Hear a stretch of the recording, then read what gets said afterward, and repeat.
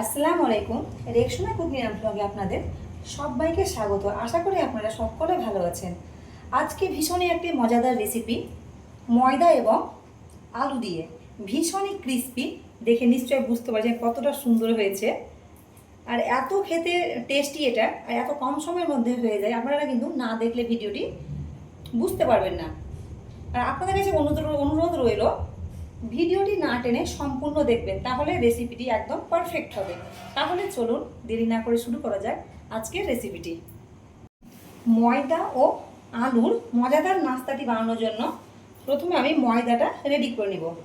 তার জন্য এখানে নিয়ে নিয়েছি আমি একটা বাটিতে আমি দিয়ে দেব 2 কাপ ময়দা। দেওয়া হয়ে গেছে। এইবার দিয়ে দেবো স্বাদ মতো লবণ। তারপরে এখানে দেব ঘি। আমি এখানে উঁচু করে 1 চামচ ঘি নিয়েছি। আপনারা যদি চান তবে কিন্তু সাদা তেল দিয়েও ময়দাটা মাখতে পারেন। ঘি দিলে কি হবে, খাস্তা হবে প্রচুর নাস্তাটা। তাহলে ভালোভাবে এবার আমি ময়দার সঙ্গে মেখে নেব। ভালোভাবে আমার ঘি দিয়ে মাখা হয়ে গেছে। এবার আমি একটু করে পানি দিয়ে ময়দাটাকে একটা খুব সফট না, হালকা শক্ত একটা ডো রেডি করব। অল্প অল্প করে ময়দা ব্যবহার করব।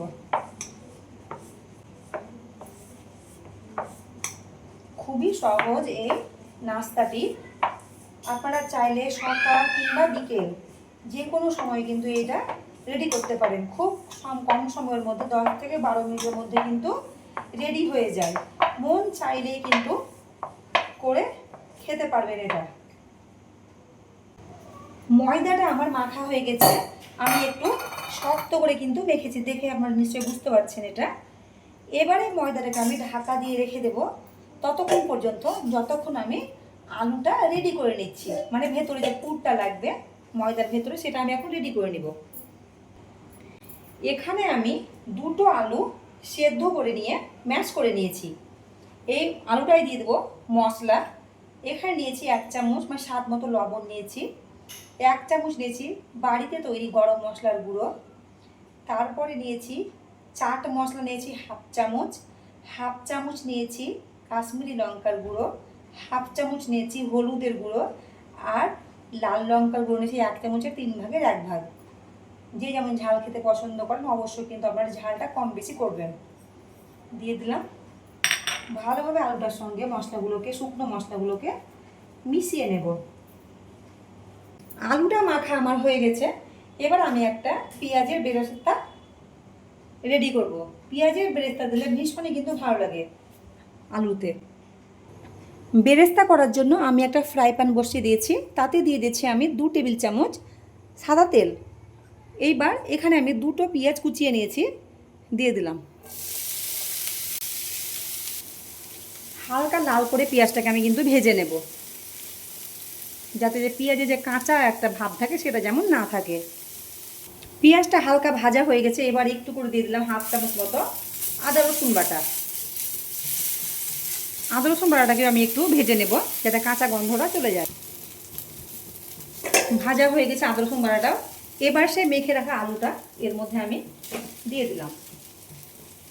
ভালোভাবে একটু নাড়বো, মানে মেশাবো একটু পেঁয়াজের সঙ্গে, মানে বেরেস্তাটার সঙ্গে আলুটাকে। আলুটা আমার ভালোভাবে মেশানো হয়ে গেছে। এবার আমি গ্যাসের ফ্লেমটা অফ করে দিলাম, দিয়ে একটা থালার মধ্যে ঢেলে নেব। আলুটা ঢেলে নিয়েছি, একটু ঠান্ডা করে নেব।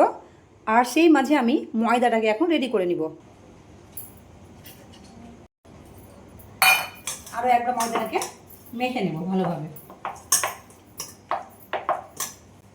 দিয়ে এই ময়দাটাকে আমি 2 ভাগে ভাগ করে নিব। বড় বড় করে গুলি করে নেব বা লেচি কেটে নেব। 2টো গুলি করা হয়ে গেছে। এবার আমি এটাকে রুটির মতো করে বেলে নেব। বেলনা পিঠে নিয়ে নিয়েছি, দিয়ে দিলাম একটু করে ময়দা।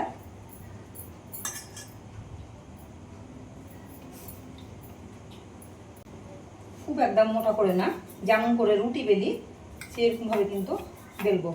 যেহেতু ময়দা বলে আমার একটু অসুবিধা হচ্ছে বেলতে। আমার একটা রুটি বেলা হয়ে গেছে, দেখুন একটু বড় করেই কিন্তু বেলে নিয়েছি।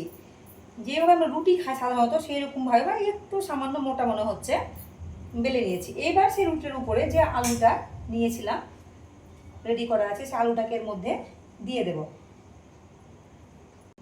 চারিদিকে দিয়ে দেবো আলুটাকে এইভাবে।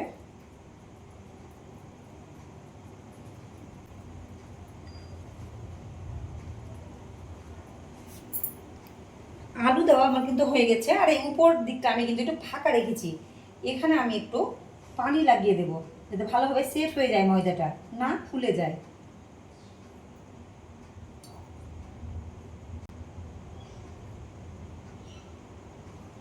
এবার এটাকে আমি রোল করে নেব সাবধানে এইভাবে।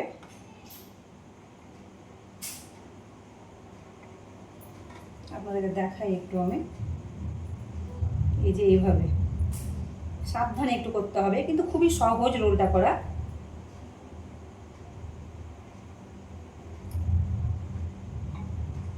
এই দেখুন রোল করা আমার হয়ে গেছে।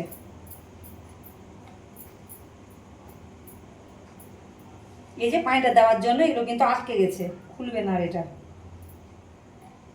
এবার এটাকে আমি একটা নাইফ দিয়ে টুকরো টুকরো করে কেটে নেব। এই দুই দিকটা আমি একটু বন্ধ করে দিলাম যাতে আলুটা না বেরিয়ে যায় সাইড দিয়ে। এবার একটা নাইফ নিয়ে নিয়েছি, কেটে দেব। খুব মোটা না, পাতলা পাতলা করে। এই দেখুন, নিশ্চয় দেখে বুঝতে পারছেন আপনারা। এই দেখুন একটা থালার মধ্যে আমি তুলে নিচ্ছি। তারপরে আর একটা যে লেচিটা আছে সেটাকেও আমি সেমভাবে বেলে নেওয়ার পরে আলু দেওয়ার আলুর পুর ভরবো দিয়ে কিন্তু একই রকমভাবে আমি কিন্তু কাট করে নেব।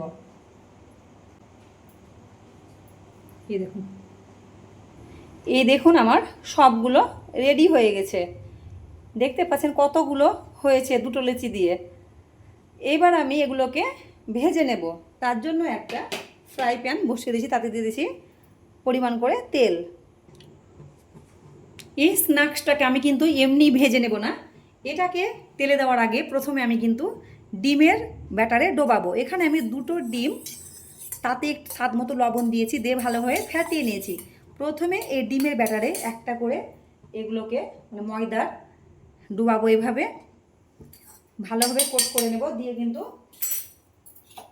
তেলের মধ্যে দিয়ে দেব। এই দেখুন কতটা সহজ, দেখুন এই যে এইভাবে দিয়ে দেব। একই রকমভাবে সবগুলো আমি কিন্তু একে একে দিয়ে দেব। ফ্লেমটা কিন্তু হাই করবেন না, হাই ফ্লেমে কিন্তু ভেতরটা হবে না, কাঁচা থাকবে।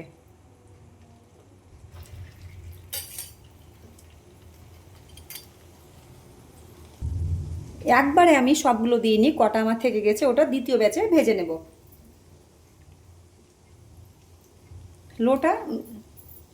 ফ্লেমটা আমি লো টু মিডিয়ামে রেখেছি। এইবার প্রথম যেগুলো দিয়েছিলাম সেগুলোকে আমি সাবধানে একটু উল্টে দেব।